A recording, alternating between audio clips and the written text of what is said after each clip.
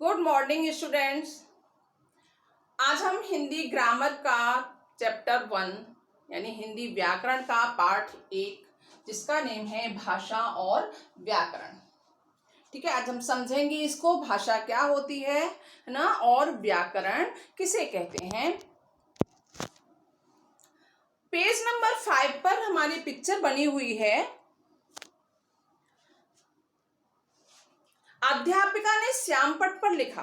एक अध्यापिका है और बच्चे बैठे हुए हैं, कक्षा में पढ़ रहे हैं और श्यामपट्ट यानी बोर्ड पर लिखा हुआ है भाषा। अध्यापिका ने श्यामपट्ट पर लिखा भाषा, फिर कुछ सोचने लगी। तभी महीप ने खड़े होकर पूछा, महीप मैडम भाषा क्या है? भाषा क्या है? यह किस काम आती है? अध्यापिका ने कहा, बच्चों भाषा एक माध्यम है।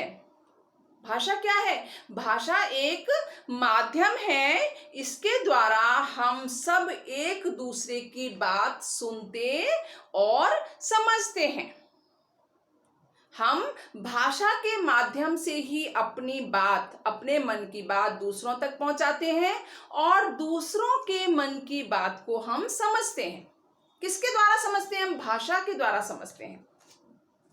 जैसे मैं बता रही हूं और आप सुन रहे हैं, इसका माध्यम भाषा है ना। जैसे मैं बता रही हूं और आप लोग क्या सुन रहे हो, इसका माध्यम क्या है? भाषा है।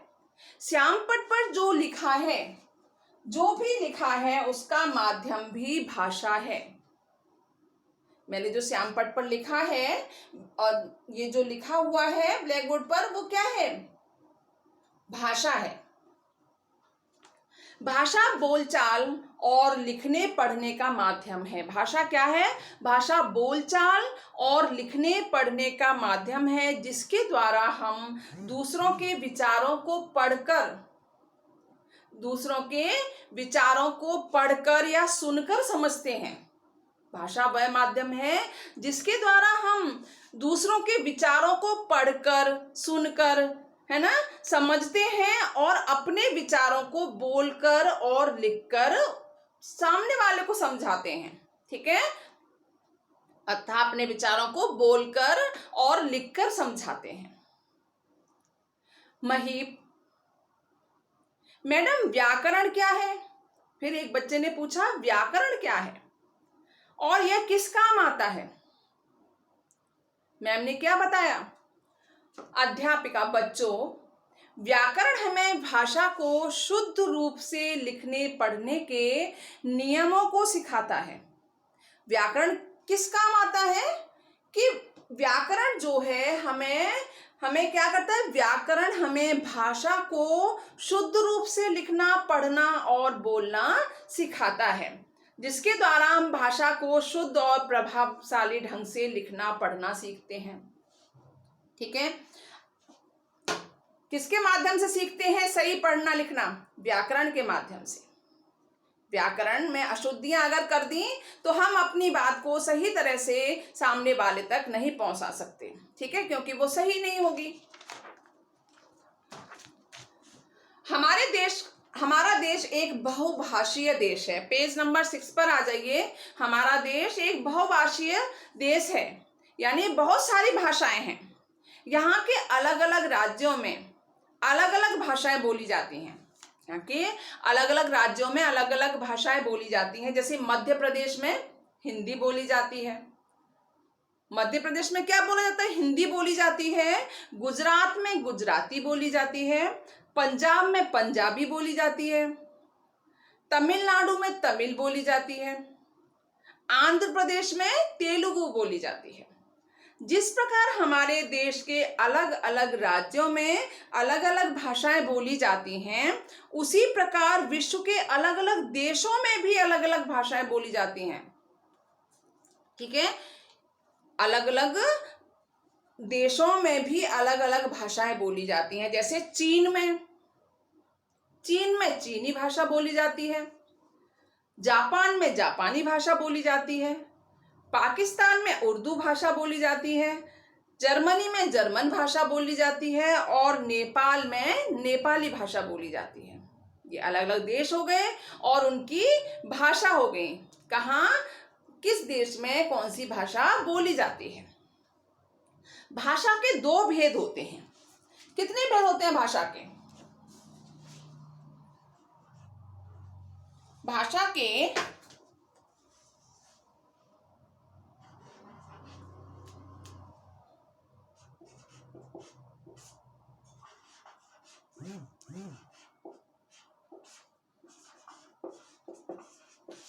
भाषा के दो भेद होते हैं।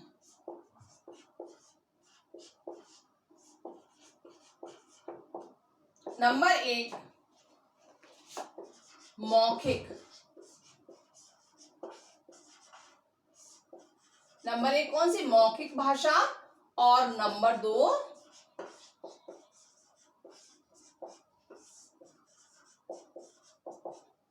लिखित भाषा।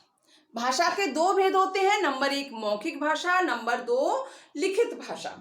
मौखिक भाषा क्या होती है? जिस भाषा के द्वारा हम अपने विचारों का आदान प्रदान बोलकर या सुनकर करते हैं। ठीक है, बोलकर या सुनकर करते हैं। हम बोलकर या कैसे करते हैं? जैसे आपस में हम बातें कर रहे हैं, अपने फ्रेंड के साथ बातें कर रहे हैं कहीं बाहर, है ना, तो खड़े होकर हम उसकी बात सुन भी रहे हैं और हम बोलकर अपनी बात उससे कह रहे हैं। और जैसे भाषण देना, नेताजी भाषण देते हैं, ठीक है, और फोन पर बात करना, ये सब क्या है? ये मौखिक भाषा है। फोन पर बातें करना, अपने दोस्तों से बातें करना, ठीक है, भाषण देना, ये सब क्या है? ये मौखिक भाषाएं हैं।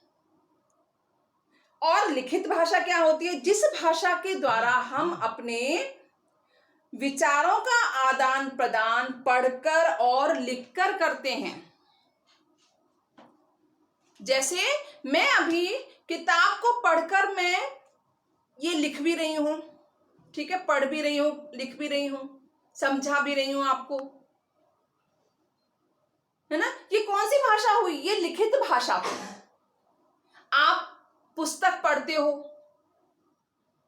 पत्र लिखते हो, ठीक है, अखबार पढ़ते हो, ये इसमें किस भाषा का प्रयोग होता है? लिखित भाषा का प्रयोग होता है।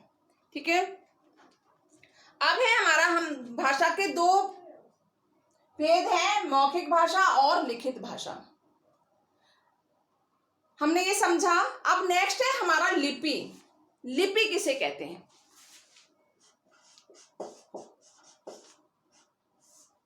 लिपि किसे कहते हैं? भाषा जिन ध्वनि चिन्हों से लिखी जाती है, ये ध्वनियां हैं, ध्वनि चिन्ह है, जैसे मौखिक भाषा, इन चिन्हों से जो भाषा लिखी जा रही है ना, इन जिन चिन्हों से जो भाषा हमारी लिखी जा रही है उसे हम क्या कहते हैं? लिपि कहते हैं। भाषा जिन ध्वनि चिन्हों से लिखी जाती है, जो मैं बोल रही हूं, मैंने बोला मौखिक, मैंने जो बोला वही मैंने लिखा, जो ये चिन्ह है, जिन चिन्हों से लिखी जाती है भाषा, जो जिन चिन्हों से लिखी जाती है उसको हम लिपि कहते हैं। हिंदी भाषा किस लिपि में लिखी जाती है? हिंदी भाषा हमारी देवनागरी लिपि में लिखी जाती है।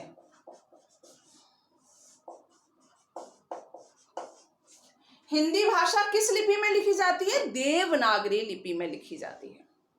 हिंदी भाषा देवनागरी लिपि में लिखी जाती है और अंग्रेजी भाषा जो है रोमन लिपि में लिखी जाती है ना।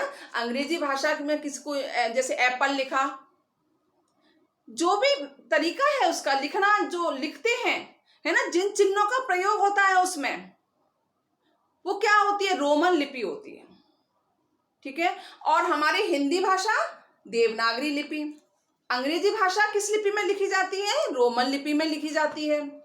पंजाबी भाषा गुरुमुखी लिपि में लिखी जाती है ना। इसी तरह से अंग्रेजी भाषा रोमन लिपि में लिखी जाती है और हिंदी हमारे देश के अधिकांश भागों में बोली और समझी जाती है। बहुत सारे अपने जो देश के बहुत सारे भागों में हिंदी ही बोली जाती है। ये हमारे देश की राजभाषा है। हिंदी हमारे देश की क्या है? राजभाषा है। हिंदी हमारे देश की राजभाषा है। अब हम पढ़ते हैं व्याकरण क्या है। व्याकरण वह माध्यम है जिसकी सहायता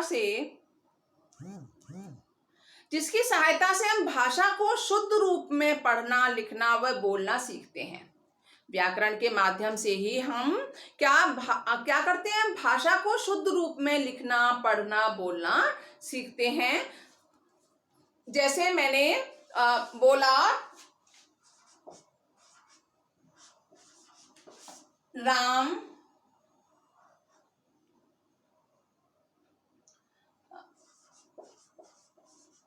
मैदान में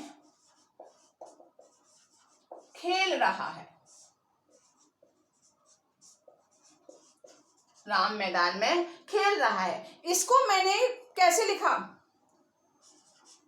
मैदान, खेल रहा में राम है। मैंने क्या लिख दिया? मैदान खेल रहा में राम है। ये अशुद्ध है। व्याकरण हमें क्या सिखाता है? शुद्ध करना सिखाता है। हमें व्याकरण के माध्यम से ही हम इस तरह से लिखना सीखते हैं। राम मैदान में खेल रहा है। कर्ता क्रिया कर्म से ही वाक्य बनते हैं। ठीक है, ये किसके द्वारा बनते हैं? व्याकरण के द्वारा बनते हैं। अगर हम व्याकरण के जो अशुद्धि लिखेंगे तो हम इसको क्या करेंगे? समझ ही नहीं पाएंगे कि ये क्या लिखा है, क्या बोला जा रहा है।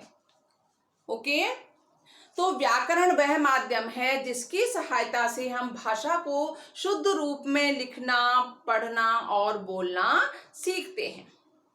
व्याकरण हमें भाषा का सही प्रयोग करना सिखाता है। व्याकरण हमें क्या सिखाता है? भाषा का सही प्रयोग करना सिखाता है। इससे हमें भाषा संबंधी नियमों का ज्ञान होता है। ठीक है, ये भाषा को सुधारता, संभालता और प्रभावशाली बनाता है। जैसे मैंने लिखा, राम मैदान में खेल रहा है। मैदान खेल है ना, रहा है राम। जैसे अखिला स्कूल जाता है ना, लेकिन अखिला तो लड़की है। अगर हमने लिख दिया जाता है तो ये गलत हो जाएगा ना, गलत हो जाएगा। अखिला स्कूल जाती है लिख देंगे, जैसे है ना। इसी तरह से व्याकरण हमें क्या सिखाता है? भाषा को शुद्ध रूप में पढ़ना, लिखना और बोलना सिखाता है। अब व्याकरण के अंग कितने होते हैं? व्याकरण के 3 अंग होते हैं। व्याकरण के 3 अंग होते हैं। नंबर 1 वर्ण, नंबर 2 शब्द और नंबर 3 वाक्य। व्याकरण के 3 अंग होते हैं। नंबर 1 वर्ण, नंबर 2 शब्द और नंबर 3 वाक्य। ठीक है, तो हमने समझा इस चैप्टर में कि भाषा किसे कहते हैं और व्याकरण किसे कहते हैं। ओके।